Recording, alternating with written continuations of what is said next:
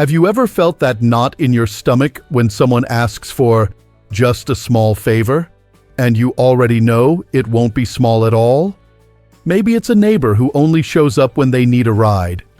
Maybe it's a cousin who disappears until the rent is due. Maybe it's a friend who is full of sweet words and empty promises, until you say no. If that sounds familiar, you're in the right place.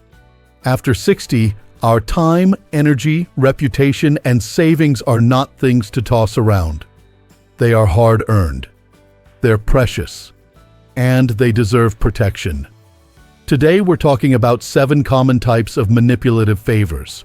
How to spot them, why they're risky, and the exact words you can use to respond with kindness and strength. Think of this as a posture check for your boundaries. Shoulders back, heart open, feet planted. Let's set the scene. Picture your phone lighting up late in the evening. The message starts with flattery. "You're the only one I can trust. You're such a lifesaver. I wouldn't ask anyone else." The praise is the wrapping paper. Inside is something that costs you more than it should. Your peace, your name, your money, or your time. The trick is simple. They make it sound like love when it's really convenience. The good news? You can learn to hear the difference. A true favor respects your limits, shares the load, and leaves both people standing taller. A manipulative favor pushes past your limits, shifts the weight onto you, and leaves you smaller. Once you can tell them apart, saying no becomes an act of self-respect, not selfishness. The first kind sounds innocent. "Will you lie for me?" It might arrive as a tiny request. "Cover for me at work, tell the kids I was with you, say I sent that email when I didn't." It's dressed up with softeners like "dot." "It's just a white lie." Or, "No one will know." But here's the quiet cost. Your good name is a bridge you cross every day. Once you let someone set a fire beneath it, you're the one who has to live with the smoke. I think of Frank, who had a buddy forever asking for small cover-me favors. At first, it was nothing. Harmless, he told himself. Then came the big one, the kind that could have put someone else in trouble if things went sideways.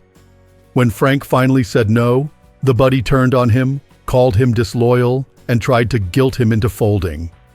That reaction told the truth the request tried to hide.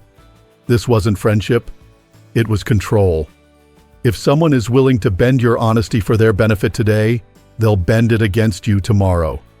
The most loving, clear response is a simple line you can memorize.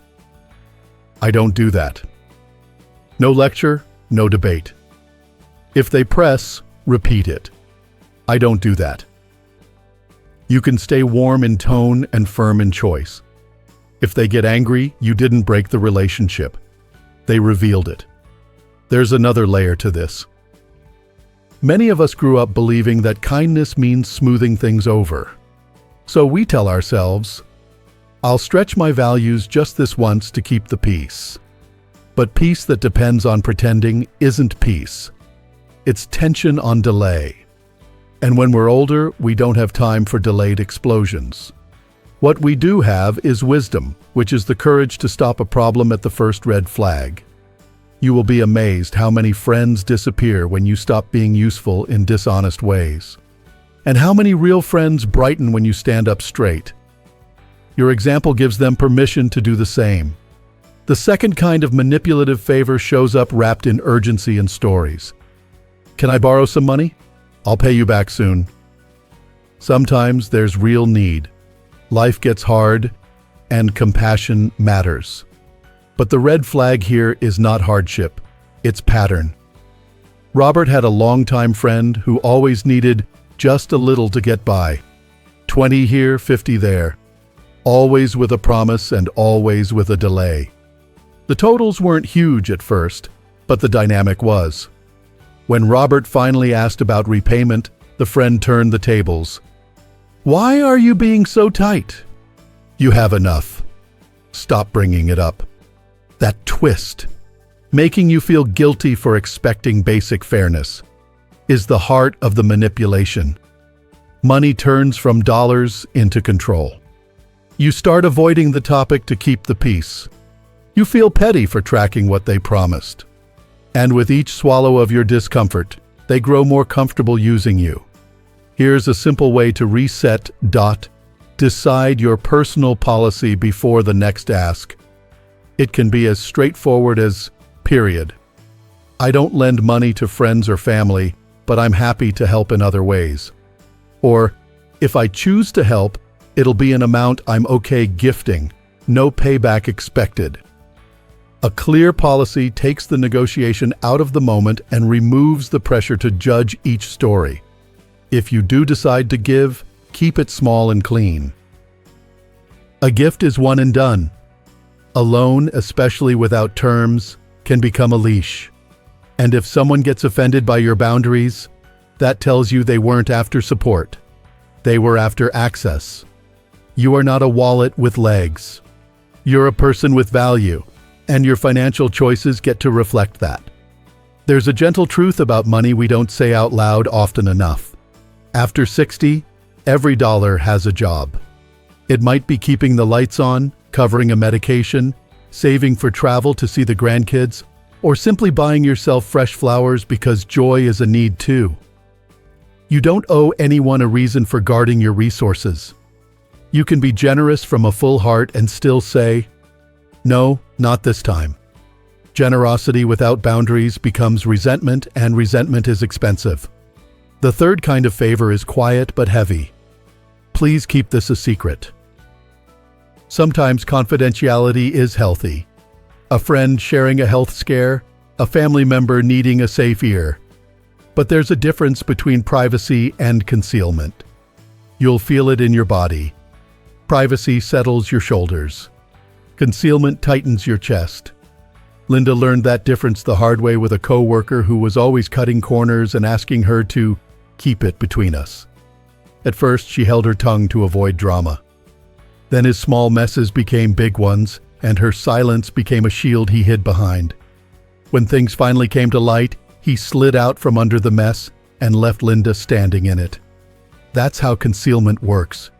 You end up carrying the weight for someone who did the lifting of the lie. If someone asks you to keep quiet to cover wrongdoing, you can honor yourself and them with a line like, "I care about you, so I won't be part of hiding this. Let's figure out a proper way to address it." If it's a family situation, you might add a period.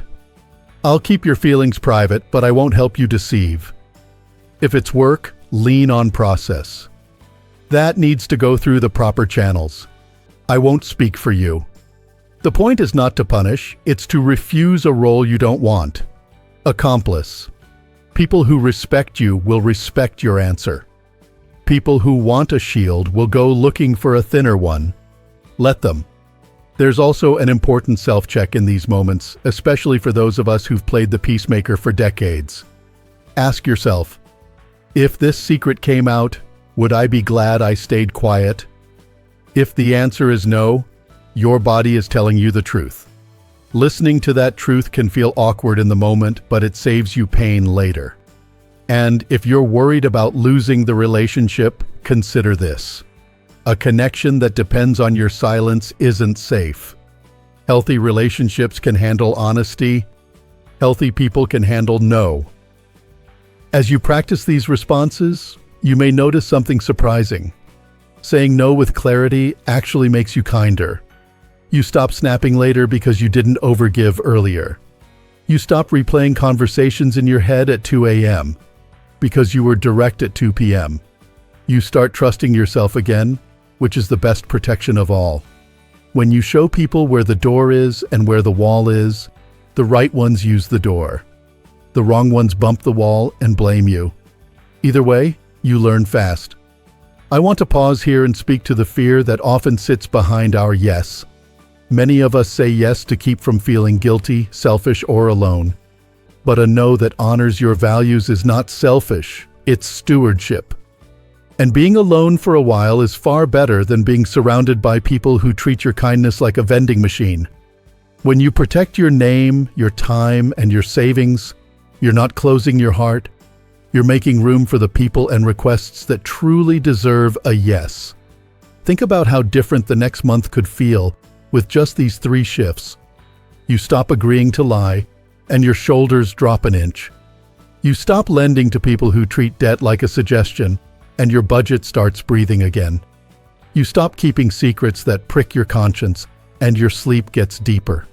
Each small stand gives you back a little more of your life. And every time you practice, the words come easier. I don't do that.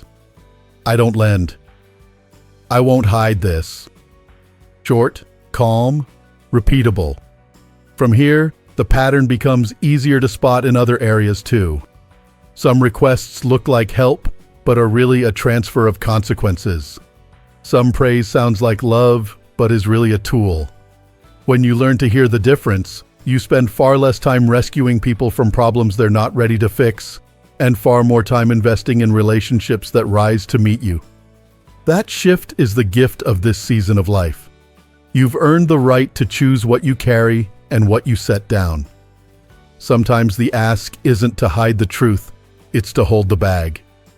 You'll hear it in a softer voice than usual, with that apologetic sigh that tries to land on your sympathy. Could you just say it was your mix-up? Tell them you forgot to send it. If anyone asks, say you approved it. That's not a favor. That's a transfer of consequences. Thomas Dot, most folks call him Tom, learned this the slow way. A colleague missed a deadline and asked Tom to tell the boss it was a miscommunication. Tom, being decent and wanting to keep the team calm, agreed. 1 pass turned into 2. 2 turned into a habit. Then a project blew up and, like clockwork, the finger pointed at the one who had already taken the blame before. Tom spent weeks repairing trust he never should have had to repair. There's a clean way to turn that tide without turning it into a fight. Keep your language simple and specific. That isn't mine to own. If they push, you add a period. I'll describe exactly what I did and didn't do. If it's at work, you anchor it in facts. Here's my part, here's the timestamp, and here's where your part begins. You're not accusing, you're clarifying. And clarification is the sunlight that makes blame shifting shrivel. One more tool that helps. Keep a light paper trail. Short emails like, recapping our call, I completed sections A and B, you're handling C by Friday, are not dramatic. They're honest breadcrumbs that lead back to the truth if things get foggy. If someone's upset that you won't take the hit, remember, a person who respects you will respect your boundaries. A person who relies on you as a shield will complain the moment the shield is gone. That complaint is your confirmation you did the right thing. There's a cousin to blame shifting that looks friendlier on the surface. Could you do this for free? It'll only take a minute. Sometimes it's a neighbor who wants you to fix a computer over and over. Sometimes it's a relative who keeps just one more favor coming like a train with no caboose. Susan is an excellent example. She's a gifted designer who once made a logo for a friend, no charge, as a kindness. The friend was grateful, briefly. Then came a second request, then a third, then a small tweak that turned into a Saturday afternoon. When Susan finally said she needed to charge for ongoing work, the friend played the friendship card. I thought we were close. That sentence is designed to pull you back into the loop where their need outranks your time. You can stay kind and step off the loop with one decision. Set a policy before the next ask. Policies are powerful because they're not about this person. They're about your life. You might choose a period. I donate up to 1 hour a month to friends' projects. After that, I bill like I do for anyone. Or, I'm happy to help once. For ongoing work, I'll send a fair quote. Or, my free time is for family and rest right now, so I'm not taking on extra projects. These sentences are short and unemotional. They do not require you to prove your exhaustion, show your calendar, or defend your rates. If the person is good for you, they'll nod and say, totally understand. If they huff, blame, or pout, understand this. They weren't valuing your skill. They were valuing the discount. Another simple technique is to shrink the favor to a boundary that fits you. Instead of, "Sure, I'll build the whole thing," try, "I can look at it for 15 minutes and point you to the next step."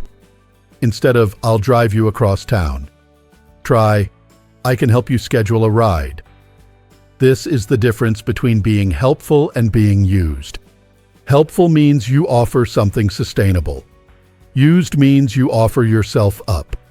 We're done with the second one. We can love people and still let them find their own solutions. Now there's the everyday version of this that shows up at work, in volunteer roles, and inside families. Can you cover for me? It sounds harmless when it's once in a while. Life happens. We all need help. But the pattern is the point. Michael had a teammate who lived in the blurry zone between ran late and didn't plan. It started with a text, "Clock me in," and rolled into, "Finish this part. I'm swamped." The day something went wrong, the teammate said the quiet part out loud. Well, Michael handled that section. And just like that, the person who had been the helper became the fall guy. Reputations are slow to build and quick to bruise. You don't give yours up because someone else won't carry their own load. The language that protects you here is straightforward and respectful. "I can't take that on." If you want to be generous without being a doormat, offer a limited alternative. "I can show you how to do it, but I won't do it for you." Or, "I can swap if we both switch an equal shift." In family settings, you put times and edges around your care. "I'm available on Sundays from 2 to 4. Outside that, I'm not." That sentence can feel strange the first time it leaves your mouth, especially if you're the dependable one. But dependable has two meanings. The unhelpful version means you carry everything. The healthy version means people can rely on your yes because you protect it with no. The first version ends in burnout. The second version ends in a life you still recognize. When the cover for me request comes with pressure, you're the only one who can. If you loved me, you would. Don't make me look bad. Take a slow breath and refuse the framing. You are not responsible for managing how someone else appears to others. That job belongs to their choices. If it's a workplace, put requests through the right channel. Loop the manager on this. If they okay the reprioritization, I'll adjust. If they want you to break a rule, keep your reply simple. "I don't do that." You'll notice the same few sentences come up again and again. That's because boundaries don't need speeches. They need doors that close easily. It helps to rehearse the lines out loud when you're calm, so they're ready when you're pressed. Try them in the kitchen while the kettle sings. "That isn't mine to own. I'm not available for that. I can offer 15 minutes, not a project. Please put that in writing. I won't hide this." You're building muscle memory for moments that used to make your stomach drop. The first time you use one of these lines, your voice might wobble. By the third time, you'll sound like you're just reading the weather report. The wobble fades. The peace stays. There's a deeper reason these three patterns: taking the blame, working for free, and covering for others, eat away at us. They tangle two beautiful parts of who you are: your generosity and your reliability. Those are strengths you've spent a lifetime growing. Manipulative favors twist them into vulnerabilities by adding a silent demand. Do it at your expense. The fix is not to become hard. It's to become clear. Clear about where your responsibility ends and theirs begins. Clear about how you want to spend your time. Clear about what your name stands for. Clarity makes your kindness stronger, not smaller. You might be wondering how to handle the guilt that pops up as soon as you try this. Guilt can be sneaky, especially for those of us who were trained to jump in first and ask questions later. Here's a gentle reframe. Guilt is just an alarm, not a judge. It's loud because you're doing something new, not because you're doing something wrong. When you feel that alarm, picture a scale in your mind. On one side is the request. On the other side is your health, your schedule, your budget, your peace. Ask yourself, if I say yes today, what will I have to say no to tomorrow? If the answer is rest, safety, or integrity, the choice is made for you. You're allowed to protect what keeps you well. Sometimes the person asking will be shocked by your new firmness. They've been used to the old pattern. This is where compassion and steadiness meet. You can say, I know I've helped with this before. I'm choosing a different path now. The past doesn't obligate the future. The fact you could doesn't mean you must. And notice what happens after your number. Some people step up, learn a skill, fix a habit, take a shift, pay a debt. Your boundary became their growth. Others drift away because the free ride ended. That's not your loss. That's your clarity making room. There's a kind of relief that arrives once you practice these responses for a while. Your days start to feel like your own again. You stand up at the same height no matter who's asking. You help when you mean it, and you pass when you don't. And both choices come from the same place. Respect point, for yourself and for the other person's capacity to carry their life. You're no longer scrambling to patch their holes. You're steadying your own ship. And when a request comes that truly is mutual, shared effort, shared credit, shared responsibility, you'll recognize it instantly. It won't arrive with pressure or guilt. It will sound like partnership. It will feel like two hands lifting the same box, not one person watching while the other strains. That feeling is what we're moving toward in this season. Relationships where yes is a bridge we both cross, not a cliff only you fall from. There's a kind of favor that can sound shiny and full of possibility, the kind that arrives with big promises and even bigger pressure. It doesn't ask you to lie or cover or work for free. It asks you to carry the risk while the other person stays dry on the shore. The pitch might be wrapped in excitement. This is a once-in-a-lifetime opportunity. You just need to front it for a bit. Trust me, it'll be worth it. Notice who is using the word trust and who is being asked to spend it. Gary had a friend like that. Every few months there was a new venture, a new idea, a new sure thing. The friend needed Gary's money, Gary's name, Gary's time, but somehow never his own. When things stalled, the friend shrugged. Well, you didn't have to say yes. That sentence told the truth the sales pitch didn't. If they believed in it, they'd shoulder the weight with you. This is where you let calm questions do the heavy lifting. You don't need to argue or defend. You ask, what's your share of the money and time? And wait for a number, not a story. You ask, what happens if it doesn't work? And look for a plan, not a smile. You ask, can we put roles, timelines, and exit terms in writing? And see if they reach for a pen or a guilt trip. A good partner will welcome clarity because clarity protects both of you. A user will act insulted because fog is their favorite tool. There are clean ways to say yes in a way that still protects you. And there are clean ways to say no without burning the bridge. If your heart is interested but your gut is cautious, shrink the commitment. You can say, I'm open to a small pilot first, not a full investment. Or, I'll contribute my time for 4 hours this month. Then we reassess.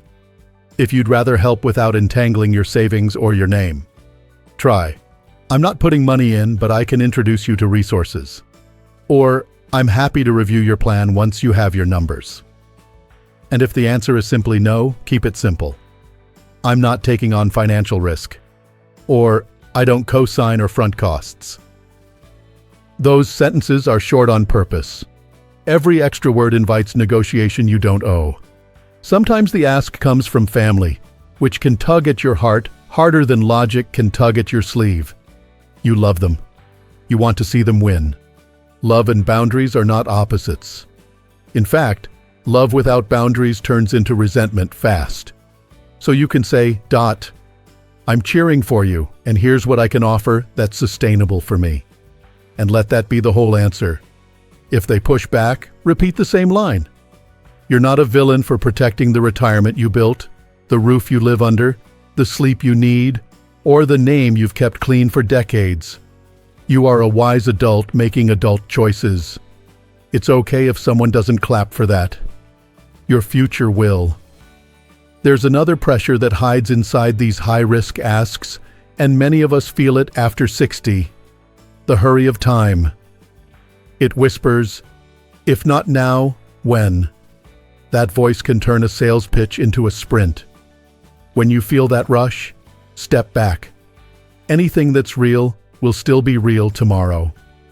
Tell the person, I review financial decisions after I sleep on them. And hold that line. Tell them, I run agreements by my advisor, even if your advisor is simply a trusted friend with a clear head. If someone tries to shame you for wanting a night to think or a second set of eyes, that's a sign, not a coincidence. You don't let other people drive your car without a license. You don't let them drive your life without a plan. You might notice as you practice these conversations that your body changes first. Your shoulders loosen because you're not bracing for another rescue. Your jaw unclenches because you're not holding words you don't mean. Your breath gets deeper because you're not borrowing trouble or lending peace. That is not you getting selfish. That is you coming back to center. Boundaries are not barricades. They are doors with doorknobs. They let in what fits and keep out what doesn't. The more clearly you use them, the kinder you become, because you're offering what you can sustain instead of what empties you. When requests arrive now, big, small, or disguised, you'll recognize the music under the words. If it asks you to paint over the truth, you'll hear the warning and say no. I don't do that. If it asks you to spend money that won't return and respect that won't be returned, you'll say, I don't lend. Or you'll give a small gift once and be done. If it asks you to keep quiet to cover harm, you'll say, I won't hide this. If it asks you to wear someone else's mistake, you'll say, that isn't mine to own. If it asks for your skill for free again and again, you'll say, I can offer a little, then I bill. Or, I'm not taking on extra projects. If it asks you to shield a pattern of irresponsibility, you'll say, I'm not available for that. And send them back to their own choices. And if it asks you to jump while the other person watches, you'll say, I'm only in if we share the risk. On paper. Or you'll simply step back. These aren't slogans. They're small guardrails that keep your life on the road you meant to travel. What grows in the space you protect may surprise you. You'll find yourself saying yes more freely to the things that match your season. The grandchild's school play, the Thursday walk with a friend who listens both ways, the class you've wanted to take for years, the book on your nightstand that keeps getting skipped, the nap your body has been begging for. You'll have more to give the people who treat your time like a gift, not a guarantee. And when someone truly needs help, you'll be able to offer it without the aftertaste of regret, because your yes came from a steady place. If guilt taps you on the shoulder, let it ride in the back seat while wisdom drives. It's normal to feel a tug when you change old patterns. You're not breaking promises. You're ending unspoken contracts you never should have signed. There's a quiet sentence that can help when the old script tries to run. I get to choose how I help. Say it before you answer the phone. Say it while you read the text. Say it as you look in the mirror, brushing your teeth at night. Choice is a muscle, and you're strengthening it every time you use it. As we close, take a breath and picture the next time your phone lights up with an ask that used to tie your stomach in a knot. See yourself answering with a calm, honest line that fits you. Notice how the room feels when you don't rush to fix, when you don't offer what you don't have, when you don't trade your peace for someone else's comfort. That feeling is your compass. Follow it. It will lead you toward relationships that are mutual, requests that are reasonable, and a life that looks and sounds like you. I'd love to hear what's changing for you. Share in the comments the line that helps you most, or a moment you said a clean no and felt lighter afterward. If this conversation steadied you, tap like so more people can find it. And subscribe to Strong Elderly Life for more practical tools, real talk, and gentle encouragement for this season of life. You've carried so much for so long. It's okay to set some things down. Here's to clear boundaries, soft hearts, and living your best life at any age.